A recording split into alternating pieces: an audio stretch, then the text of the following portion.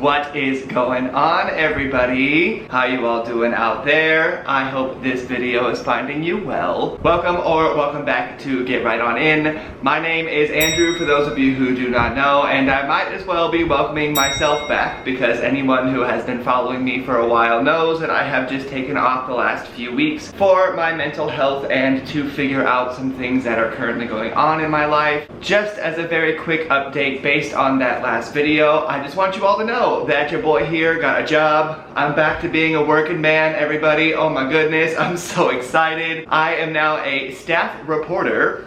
Okay, that's a weird title to have, but I am a staff reporter for the What Now Media Group. I am doing whatnowphoenix.com and whatnowatlanta.com, so I will link down where I'm writing for anyone who is interested down in that description box. I am basically just reporting on new restaurants and retail businesses and things like that that are happening in those areas, and I'm super excited about it because it's a very fun job. So far, at least, it's only been like a few days, but hey, first impressions really do go a long way sometimes. I am also now a licensed travel agent, so if anyone out there needs any travel booked, you just let your boy over here know because I will help you, especially if you're deciding to come to California or to New Zealand, because I am almost a gold star specialist in California and I am working on my silver star specialist certification for New Zealand. So hey, just let me know if you want to go see the world because I know I do. In addition to all of the work stuff, I have sorted out a living situation until the end of the month. That's currently where I'm at with that whole thing, but now that I have a job, I'm hoping that finding a place will be a lot easier than it has been because I don't have to be on unemployment anymore, so I can actually have like a nice stable income coming in my way to help me pay for my bills. Announcements aside though, today I just wanted to talk about the books that I read this last month as well as the books that I have planned to come on my August TBR. So with all of this now out of the way, without further ado, let's get right on in. Oh, I haven't said that in weeks.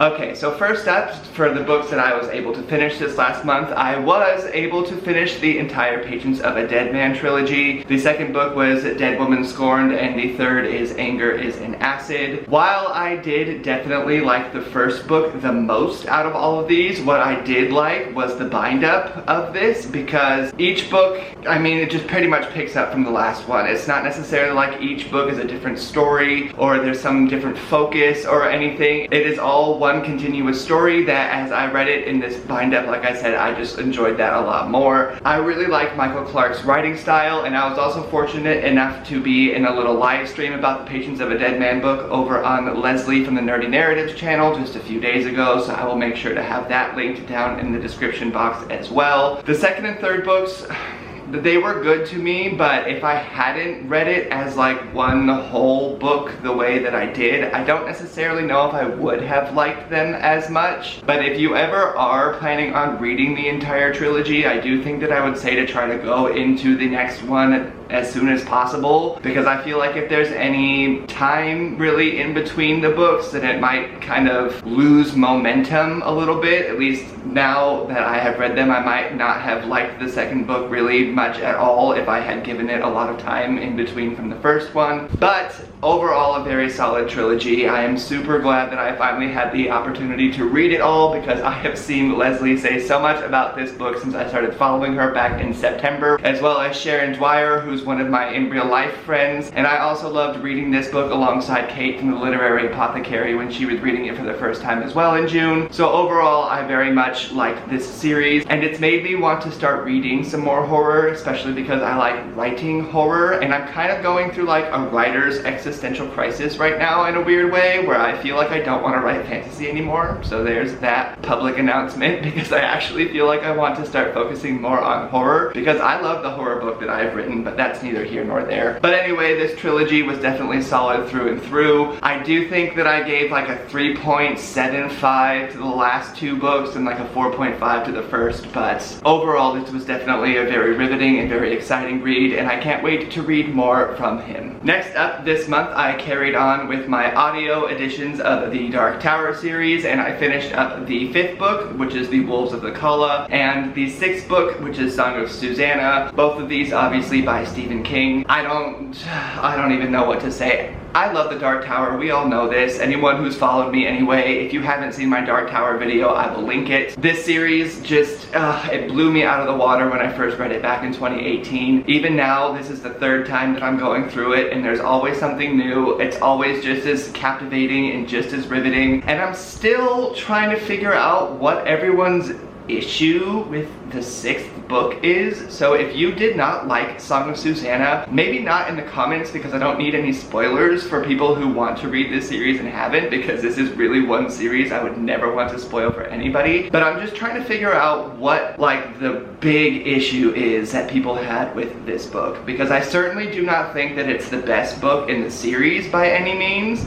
but I also just struggle to understand where a lot of the hatred for it comes from, because I do feel like it's like the most hated book, I guess, maybe. The most divisive book might be a better word choice there, but I'm just trying to figure out what people have against Song of Susanna so much, outside of just the fact that it's shorter than the 5th and the 7th book. So I understand that it maybe feels a little bit unnecessary in that regard, but I don't know. I'm trying to figure out the hatred for that book. So if you want to let me know, let me know. And if you love that book, then also let me know, because I certainly love both of these books. I love this entire series. The only book for me that I still really don't like is The Gunslinger, which is the 1st book. So I don't know, even on the 3rd time going through the series, that one's still just really not my favorite, but we all have our opinions. So I don't know, if you have not read the Dark Tower series, you are the one missing out, and I think that you should go and remedy that situation immediately. So next up, especially because your boy here has been struggling with some mental health, I wanted to read Unf Yourself by Gary John Bishop, which is just motivational kind of self-help book about being depressed and being in your head, and ways to motivate yourself and to uplift yourself and to make yourself be just the best person that you are. I also read Unf Your Brain by Faith G. Harper, and these were both very similar but kind of different books at the same time. Unf Your Brain was a lot more about emotions and how to process your emotions and how to separate your emotions, and kind of was a lot more like that movie Inside Out, if anyone's ever seen that. Whereas Unf Yourself was a lot more, almost kind of in a weird way, like that Shia LaBeouf motivational speech, when it's like scream yelling tough love at you, and it's like, just do your best, get out there, be happy, stop being such a bro! It's like that, you know what I mean? So like they're definitely two very different types of books that give you the same type of information, but I liked both of them because my brain has been kind of effed. So I'm trying to unf my brain, unf myself, unf my life. So I was here for these little self-help books, and I am definitely going to be listening to some more in the future because I need to help myself. And I'm just going to be honest about it because I've been honest about it, and I value transparency and honesty, and so my mental health is getting better, but it's still not where I would like it to be. So I will be probably reading more books like this in the future, just to start helping myself get uneffed. The last book that I read for this month was going to be The House in the Cerulean Sea. I finally made it to this book. I made it through this book very quickly, actually, because this was a very good book. I gave it a 4.75 out of 5 because here's the thing. I spent many years being super irritated with Goodreads on full star reviews, and there have been many books in my life that I have rated at like a 4.5, where I've had a long debate with myself as to whether or not it's good enough to round up to a 5, or maybe not good enough just to round down to a 4, and I don't like that. So on Storygraph, I really like that I have 0.25 in the rating systems, and it's probably going to be really hard for me to give books solid 5 out of 5s anymore.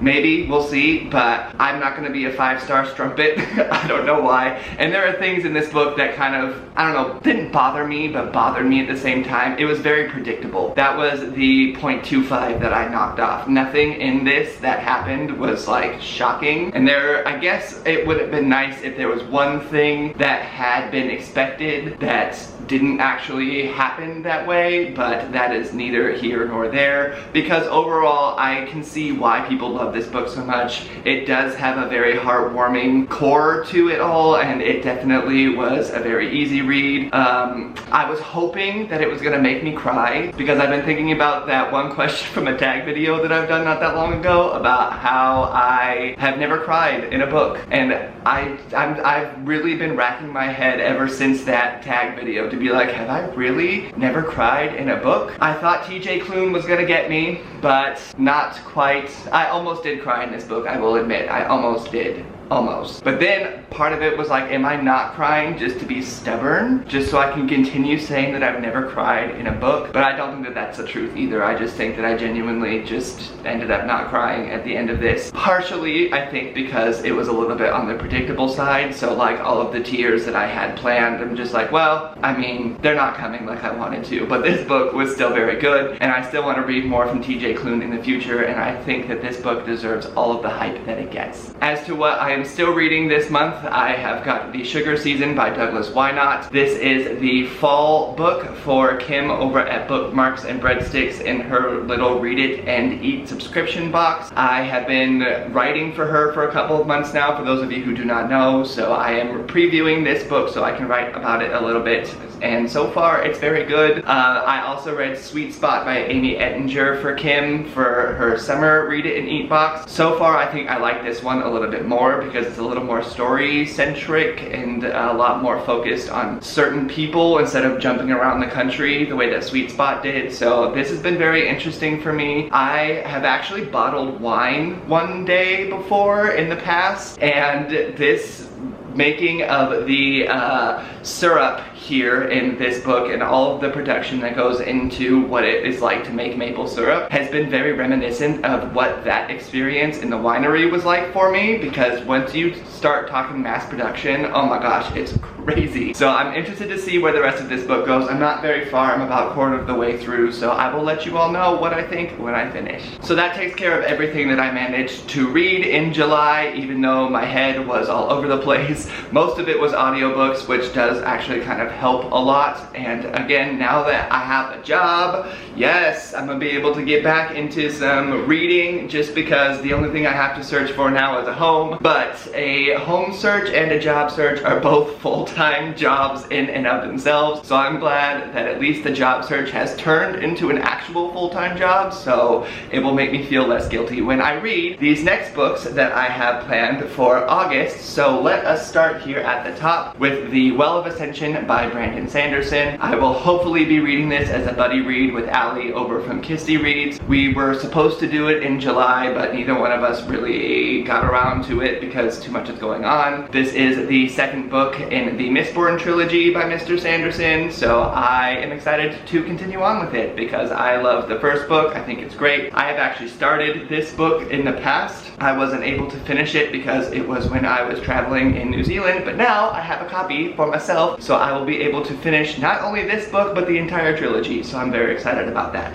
Next up, I will be doing an immersion read for The Talisman by Stephen King and Peter Straub. This is continuing my foray into the entire Dark Tower universe. This is one of the few books that I have left. I heard that Frank Mueller is the audiobook narrator for this, which makes me super happy because he did the first few books in the Dark Tower before, bless his heart, he passed away. I'm very excited about this book just in general. I've heard a lot of good things about it in the past, even before I became a fan of the Dark Tower. Frank Mueller is amazing, so I'm so excited to be able to do an immersion read with this because I think it's going to be absolutely amazing, especially since I have not yet been able to do an immersion read with the Dark Tower series. I've read it physically twice and now I've listened to it just by itself the once. So actually doing an immersion read with Frank Mueller in my head is going to be so good, and I cannot wait to get into this book. I also believe I will be buddy reading this one with Amanda from The Reading and Writing Life, so we'll see how it goes because I am very notorious for agreeing to do buddy reads that I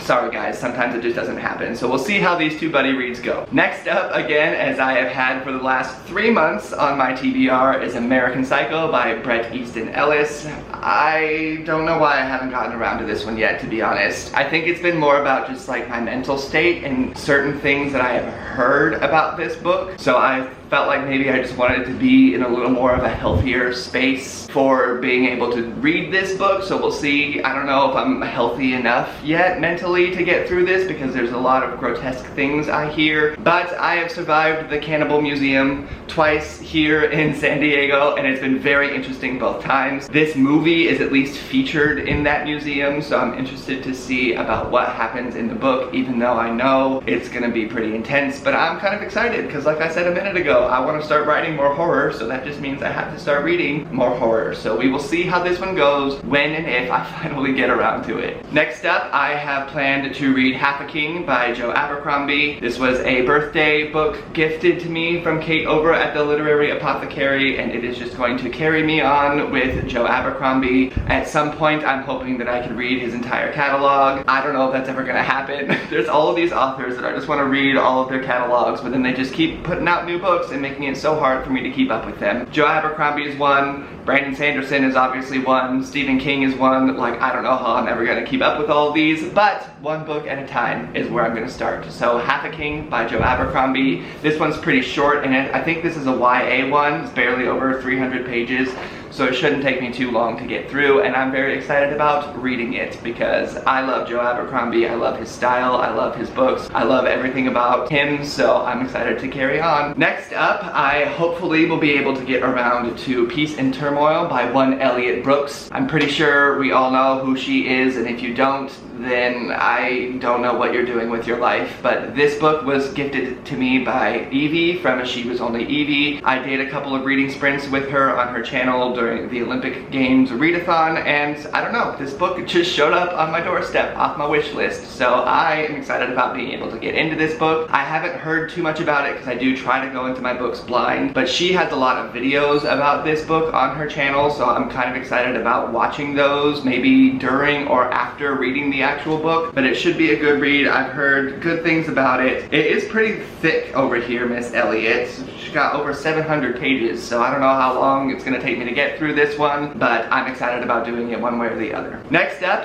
I'm also hoping to finish out the Poppy War trilogy with The Burning God by R.F. Kuang. I have kind of put this off just a little bit because I wasn't completely thrilled with The Dragon Republic. It just wasn't my favorite book, and I've heard that this book is polarizing. I don't want to say it's bad, but I've definitely heard things about this book, so I don't really know how it's gonna go, but I suppose I will find out for myself if and when I get to it this month. I will get to it eventually, if not this month, but I don't know. This is the only book I think that I'm actually like nervous to read, so we'll see how it goes. And last up, if I can get around to it, is going to be Mexican Gothic by Silvia Moreno Garcia. I've had this book now for a couple of months. This book was actually represented by an agent that I would really like to represent me, and Eddie Schneider. So I've had this on my list of books that I wanted to read specifically for that, as well as just hearing so many good things about it. So we'll see how it goes, especially as it carries me down even further into the horror book kind of foray. I think that this is a horror book. I actually don't really know that much about it because I do like to try to go into my books blind, but I have heard that this book can get kind of eerie, kind of creepy, kind of all of that, so I am here for it.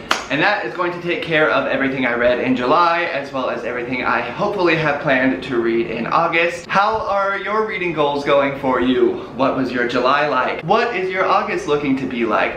Oh, I should also probably say that I'm going to be finishing the Dark Tower series this month with Lezlie over at The Nerdy Narrative, and I'm super excited about that as well. 7th book, I'm reading it with her as she reads it for the first time, and I'm very excited about it. So very much looking forward to finishing out the Dark Tower with one of my BookTube besties as she finishes it for the first time. But anyway, what has all of your reading been like over the last few weeks, especially since I have been off of here? I have been trying to catch up more on videos, but I don't know, there's just been a lot going on, and I love hearing all about what's happening in your life down in my comments. So please share with me how everything is going for you. Let me know if you need anyone to just give you an internet hug, because sometimes I know that those can actually be very beneficial for you. While you're down there leaving those comments, I'd love it if you considered giving this video a little thumbs up button, as well as potentially consider pressing on that little subscribe button to hopefully hopefully start rejoining me on Tuesdays and Thursdays for bookish and writerly and entertainment-y-esque content just like this. In the meantime, I hope you all have a day just as beautiful as you, and I will see you in the next one. Bye!